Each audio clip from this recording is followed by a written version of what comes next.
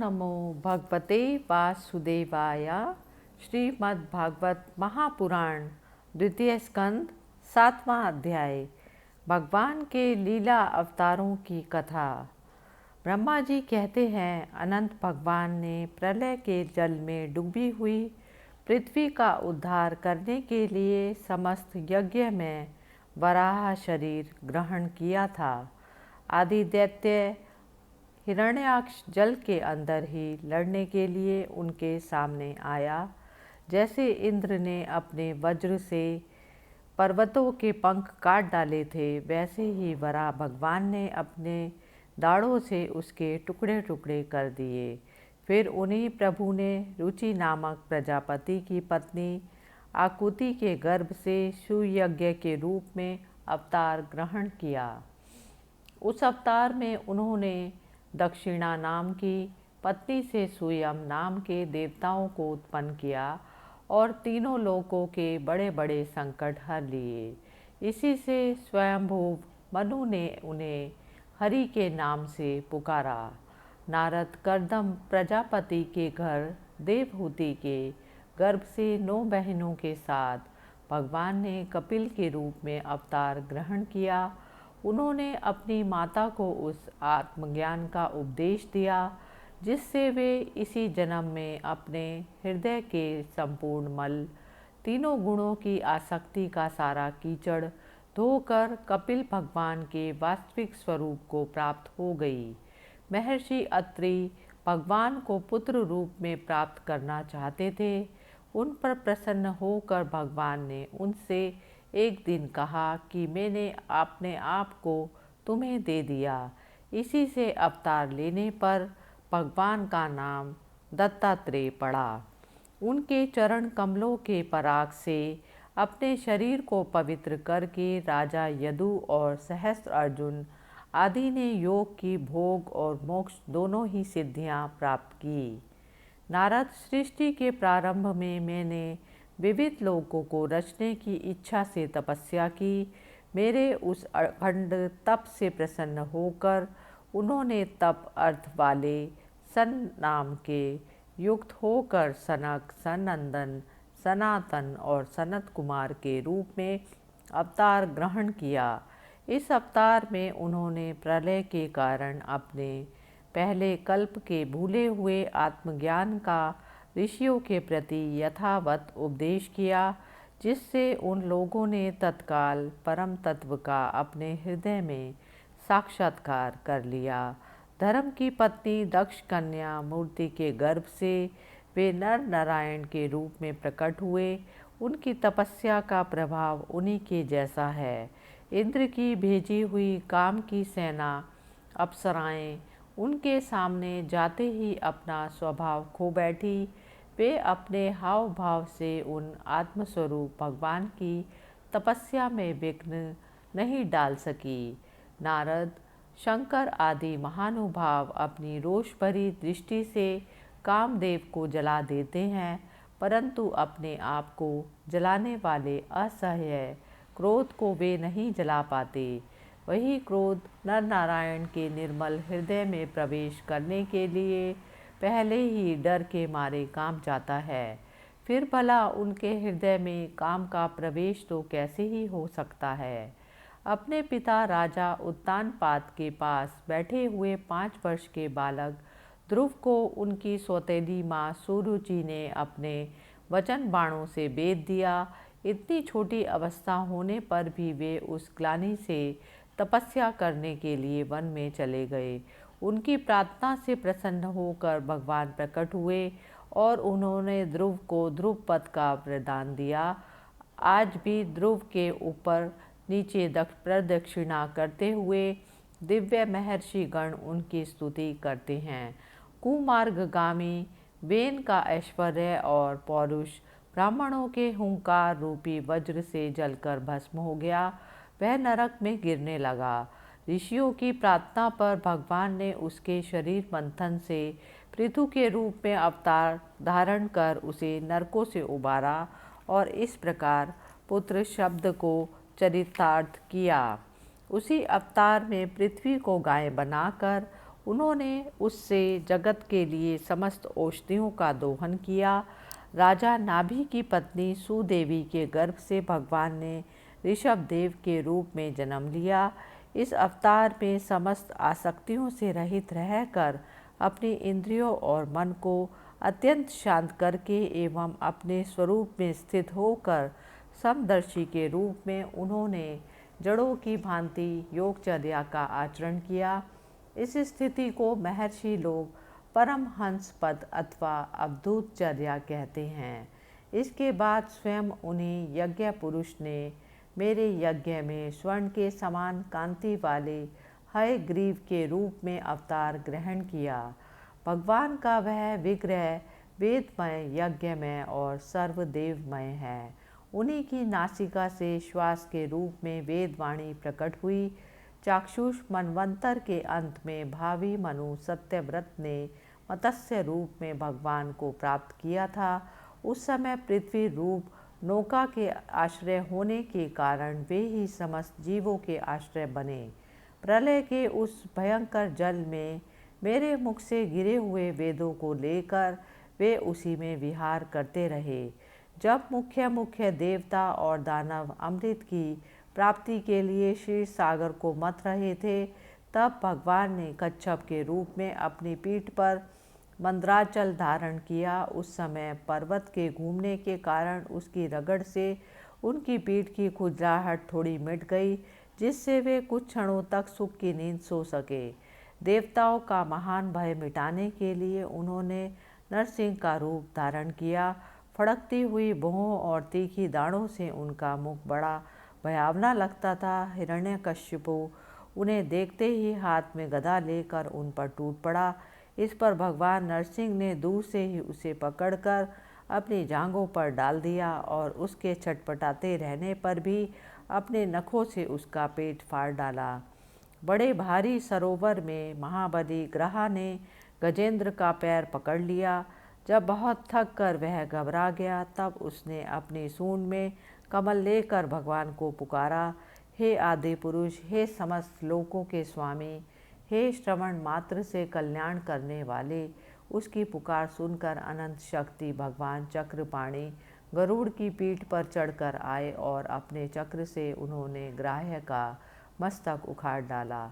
इस प्रकार कृपा परवश भगवान ने अपने शरणागत गजेंद्र की सूंड पकड़कर उस विपत्ति से उसका उद्धार किया। भगवान वामन अदिति के पुत्रों में से सबसे बड़े थे, छोटे थे, परंतु गुणों की दृष्टि से वे सबसे बड़े थे, क्योंकि यज्ञ पुरुष भगवान ने इस अवतार में बलि के संकल्प छोड़ते ही संपूर्ण लोकों को अपने चरणों से ही नाप लिया था। वामन बन के उन्होंने 3 पग पृथ्वी के बहाने बलि से सारी पृथ्वी ले ली, परंतु इससे यह बात सिद्ध कर दी कि सन्मार्ग पर चलने वाले पुरुषों को याचना के सिवा और किसी उपाय से समर्थ पुरुष भी अपने स्थान से नहीं हटा सकते, ऐश्वर्य से च्युत नहीं कर सकते। दैत्यराज बलि ने अपने सिर पर स्वयं भगवान वामन का चरणामृत धारण किया। ऐसी स्थिति में उन्हें जो देवताओं ने राजा इंद्र की पदवी मिली, इसमें कोई बलि का पुरुषार्थ नहीं था। अपने गुरु शुक्राचार्य के मना करने पर भी वे अपनी प्रतिज्ञा के विपरीत कुछ भी करने को तैयार नहीं हुए, और तो क्या, भगवान का तीसरा पग पूरा करने के लिए उनके चरणों में सिर रखकर उन्होंने अपने आप को भी समर्पित कर दिया। नारद, तुम्हारे अत्यंत प्रेम भाव से परम प्रसन्न होकर हंस के रूप में भगवान ने तुम्हें योग, ज्ञान और आत्म तत्व को प्रकाशित करने वाले भागवत धर्म का उपदेश किया। वह केवल भगवान के शरणागत भक्तों को ही सुगमता से प्राप्त होता है। वे ही भगवान स्वयंभू आदि मनवंतरों में मनु के रूप में अवतार लेकर मनुवंश की रक्षा करते हुए 10 दिशाओं में अपने सुदर्शन चक्र के समान तेज से बेरोक टोक निष्कंटक राज्य करते हैं। तीनों लोकों के ऊपर सत्यलोक तक उनके चरित्रों की कमनीय कीर्ति फैल जाती है, और उसी रूप में वे समय समय पर पृथ्वी के भारभूत दुष्ट राजाओं का भी दमन करते हैं। स्वनाम धन्य भगवान धन्वंतरी अपने नाम से ही बड़े बड़े रोगियों के रोग तत्काल नष्ट कर देते हैं। उन्होंने अमृत पिलाकर देवताओं को अमर कर दिया और देवताओं के द्वारा हरण किए हुए उनके यज्ञ भाग फिर उन्हें फिर से दिला दिए। उन्होंने ही अवतार लेकर संसार में आयुर्वेद का प्रवर्तन किया।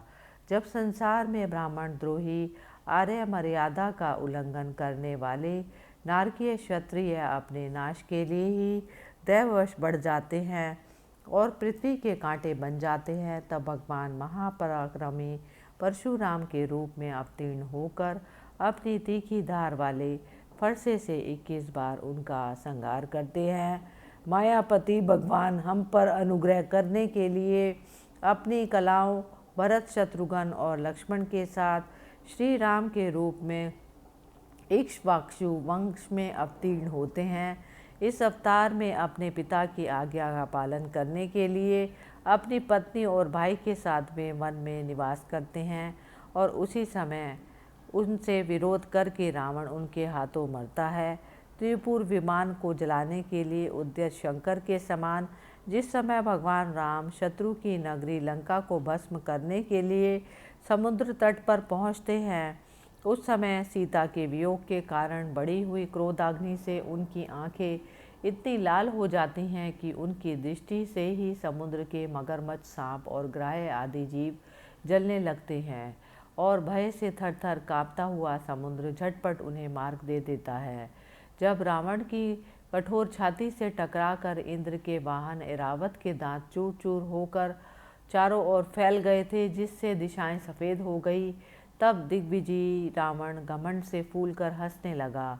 वही रावण जब श्री रामचंद्र जी की पत्नी सीता जी को चुरा कर ले जाता है और लड़ाई के मैदान में उनसे लड़ने के लिए गर्वपूर्वक आता है, तब भगवान श्री राम के धनुष की टंकार से ही उसका वह घमंड प्राणों के साथ तत्क्षण विलीन हो जाता है। जिस समय झुंड के झुंड दैत्य पृथ्वी को रौंद डालेंगे, उस समय उसका भार उतारने के लिए भगवान अपने सफ़ेद और काले केश से बलराम और श्री कृष्ण के रूप में कला अवतार ग्रहण करेंगे। वे अपनी महिमा को प्रकट करने वाले इतने अद्भुत चरित्र करेंगे कि संसार के मनुष्य उनकी लीलाओं का रहस्य बिल्कुल नहीं समझ सकेंगे। बचपन में ही वे पूतना के प्राण हर लेना, 3 महीने की अवस्था में पैर उछाल कर बड़ा भारी झटका कर उल्टा देना और घुटनों के बल चलते चलते आकाश को छूने वाले यमला अर्जुन वृक्षों के बीच में जाकर उन्हें उखाड़ डालना, ये सब ऐसे कर्म हैं जिन्हें भगवान के सिवा कोई और नहीं कर सकता। जब कालिय नाग के विष से दूषित हुआ यमुना जल पीकर बछड़े और गोबालक मर जाएंगे, तब वे अपनी सुधामयी कृपा दृष्टि से वर्षा कर उन्हें जीवित कर देंगे और यमुना जल को शुद्ध करने के लिए वे उसमें विहार करेंगे तथा विष की शक्ति से जीव लपलपाते हुए कालिय नाग को वहाँ से निकाल देंगे। उसी दिन रात को जब सब लोग वहीं यमुना तट पर सोएंगे और दावाग्नि से आसपास का मूंज का वन चारों ओर से जलने लगेगा, तब बलराम जी के साथ वे प्राण संकट में पड़े हुए ब्रजवासियों को उनकी आंखें बंद कराकर उस अग्नि से बचा लेंगे। उनकी यह लीला भी अलौकिक ही होगी। उनकी शक्ति वास्तव में अचिंतनीय है। उनकी माता उन्हें बांधने के लिए जो जो रस्सी लाएंगी, वही उनके उदर में पूरी नहीं पड़ेगी, 2 उंगल छोटी ही रह जाएगी तथा जमाई लेते हुए श्री कृष्ण के मुख से 14 भुवन देखकर पहले तो यशोदा भयभीत हो जाएगी, परंतु वे फिर संभल जाएंगी। वे नंद बाबा को अजगर के भय से और वरुण के पाश से छुड़ाएंगे। मैं दानव का पुत्र व्योमासुर जब गोप बालों को पहाड़ की गुफाओं में बंद कर देगा, तब वे भी वहां से उन्हें बचा लाएंगे। गोकुल के लोगों को जो दिन भर के काम धंधों में व्याकुल रहते हैं और रात को अत्यंत थक कर सो जाते हैं, साधनाहीन होने पर भी वे अपने परम धाम में ले जाएंगे। निष्पाप नारद जब श्री कृष्ण की सलाह से गोप लोग इंद्र का यज्ञ बंद कर देंगे, तब इंद्र वज्र भूमि का नाश करने के लिए चारों ओर से मूसलधार वर्षा करने लगेंगे।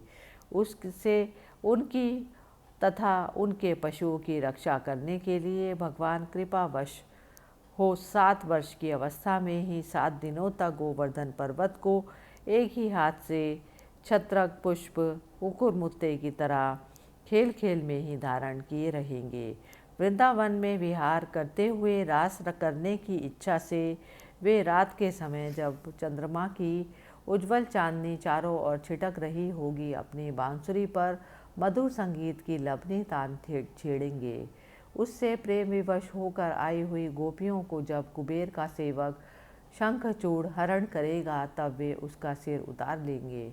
और भी बहुत से प्रलंबासुर, धेनुकासुर, बकासुर, केशी, अरिष्टासुर आदि दैत्य, चाणूर आदि पहलवान, कुवलयापीड़ हाथी, कंस, कालयवन, भौमासुर, मिथ्या वासुदेव, शाल्व, द्विविद, वानर, वल्लभ, दंतवक्त्र, राजा नग्नजेत के 7 बैल, शम्रासुर, विदुरथ और रुक्मी आदि तथा काम्बोज, मत्स्य, कुरु, कैकेय तथा सृजय आदि देशों के राजा लोग और जो भी योद्धा धनुष धारण करके युद्ध के मैदान में सामने आएंगे वे सब बलराम, भीमसेन और अर्जुन आदि नामों की आड़ में स्वयं भगवान के द्वारा मारे जाकर उन्हीं के धाम में चले जाएंगे। समय के फेर से लोगों की समझ कम हो जाती है, आयु भी कम होने लगती है। उस समय जब भगवान देखते हैं कि अब ये लोग मेरे तत्व को बतलाने वाली वेद वाणी को समझने में असमर्थ होते जा रहे हैं, तब प्रत्येक कल में सत्यवती के गर्भ से व्यास के रूप में प्रकट होकर वे वेद रूपी वृक्ष का विभिन्न शाखाओं में रूप में विभाजन कर देते हैं। देवताओं के शत्रु दैत्य लोग भी वेद मार्ग का सहारा लेकर मय दानव के बनाए हुए अदृश्य वेग वाले नगरों में रहकर लोगों का सत्यानाश करने लगेंगे। तब भगवान लोगों की बुद्धि में मोह और अत्यंत लोभ उत्पन्न करने वाला वेश धारण करके बुद्ध के रूप में बहुत से उपधर्मों का उपदेश करेंगे। कलयुग के अंत में जब सत्पुरुषों के घर भी भगवान की कथा होने में बाधा पड़ने लगेगी, ब्राह्मण, क्षत्रिय और वैश्य पाखंडी और शूद्र राजा हो जाएंगे, यहाँ तक कि कहीं भी स्वाहा, स्वधा और वशिष्ठकार की ध्वनि देवता पितरों के यज्ञ श्राद्ध की बात तक नहीं सुनाई पड़ेगी। तब कलयुग का शासन करने के लिए भगवान कल्कि अवतार का ग्रहण करेंगे। जब संसार की रचना का समय होता है तब तपस्या 9 प्रजापति, मरीचि आदि ऋषि और मेरे रूप में जब सृष्टि की रक्षा का समय होता है तब धर्म, विष्णु, मनु, देवता और राजाओं के रूप में तथा जब सृष्टि के प्रलय का समय होता है तब अधर्म, रुद्र और क्रोधवश नाम के सर्प एवं दैत्य आदि के रूप में सर्वशक्तिमान भगवान की माया विभूतियाँ ही प्रकट होती हैं। अपनी प्रतिभा के बल से पृथ्वी के एक एक धूलि कण को गिन चुकने पर भी जगत में ऐसा कौन पुरुष है जो भगवान की शक्तियों की गणना कर सके। जब वे त्रिविक्रम अवतार लेकर त्रिलोकी को नाप रहे थे उस समय उनके चरणों के अदम्य वेग से प्रकृति रूप अंतिम आवरण से लेकर सत्यलोक तक सारा ब्रह्मांड कांपने लगा। तब उन्होंने ही अपनी शक्ति से उसे स्थिर किया था। समस्त सृष्टि की रचना और संहार करने वाली माया उनकी एक शक्ति है। ऐसी ऐसी अनंत शक्तियों के आश्रय उनके स्वरूप को मैं जानता हूँ और ना वे पड़े तुम्हारे भाई सनकादि ही, फिर दूसरों का तो कहना ही क्या है। आदिदेव भगवान शेष सहस्त्र मुख से उनके गुणों का गायन करते आ रहे हैं, परंतु वे अब भी उनके अंत की कल्पना नहीं कर सके। जो निष्कपट भाव से अपना सर्वस्व और अपने आप को भी उनके चरण कमलों में न्यौछावर कर देते हैं, उन पर वे अनंत भगवान स्वयं ही अपनी ओर से दया करते हैं और उनकी दया के पात्र ही उनकी दुस्तर माया का स्वरूप भी जानते हैं और उससे पार जा सकते हैं। परंतु वास्तव में ऐसे पुरुष ही कुत्ते और सियारों के क्ले वारूप अपने और पुत्र आदि के शरीर में यह मैं हूँ और यह मेरा है ऐसा भाव नहीं करते। प्यारे नारद, परम पुरुष की उस योग माया को मैं जानता हूँ तथा तुम लोग भगवान शंकर, दैत्य कुलभूषण, प्रहलाद, शत्रुपा, मनु, मनुपुत्र, प्रियवत आदि प्राचीन बहिरी ऋभु और ध्रुव भी जानते हैं। इनके सिवा इक्ष्वाकु, पुरुरवा, मुचुकुंद, जनक, गादी, रघु, अम्बरीश, सगर, गय, ययाति आदि तथा मांधाता, अलर्क, शतधन्वा, अनु, रंतिदेव, भीष्म, बलि, अमूर्तरय, दिलीप, सोभरी, उतंक, शिबी, देवल, पिप्लाद, सारस्वत, उद्धव, पराशर, भूरिसेन एवं विभीषण, हनुमान, सुखदेव, अर्जुन, आष्टिसेन, विदुर तथा श्रुतदेव आदि महात्मा भी जानते हैं। जिन्हें भगवान के प्रेमी भक्तों का सा स्वभाव बनाने की शिक्षा मिली है, वे स्त्री, शूद्र, हूण, भील और पाप के कारण पशु पक्षी आदि योनियों में रहने वाले भी भगवान की माया का रहस्य जान पाते हैं और इस संसार सागर से सदा के लिए पार हो जाते हैं। फिर जो लोग वैदिक सदाचार का पालन करते हैं, उनके संबंध में तो कहना ही क्या है। परमात्मा का वास्तविक स्वरूप एक रस, शांत, अभय एवं केवल ज्ञान स्वरूप है। ना उसमें माया का मल है, ना तो उसके द्वारा रची हुई विषमताएं ही। वह सत और असत दोनों से परे है। किसी भी वैदिक या लौकिक शब्द की वहाँ तक पहुँच नहीं है।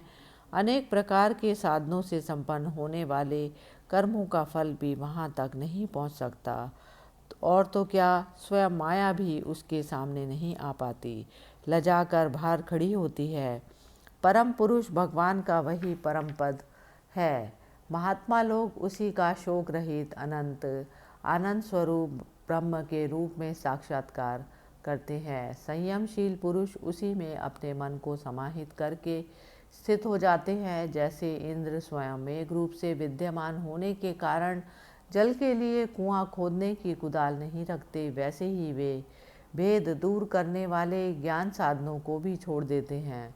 समस्त कर्मों के फल भी भगवान ही देते हैं, क्योंकि मनुष्य अपने स्वभाव के अनुसार जो शुभ कर्म करता है, वह सब उन्हीं की प्रेरणा से होता है। इस शरीर में रहने वाले पंचभूतों के अलग अलग हो जाने पर जब यह शरीर नष्ट हो जाता है, तब भी इसमें रहने वाला अजन्मा पुरुष आकाश के समान नष्ट नहीं होता। बेटा नारद, संकल्प से विश्व की रचना करने वाले षडैश्वर्य संपन्न श्री हरि का मैंने तुम्हारे सामने संक्षेप से वर्णन किया। जो कुछ कार्य कारण अथवा भाव अभाव है, वह सब भगवान से भिन्न नहीं है। फिर भी भगवान तो इससे पृथक भी हैं। भगवान ने मुझे जो आदेश किया था, वही यही भागवत है। इसमें भगवान की विभूतियों का संक्षिप्त वर्णन है। तुम इसका विस्तार करो।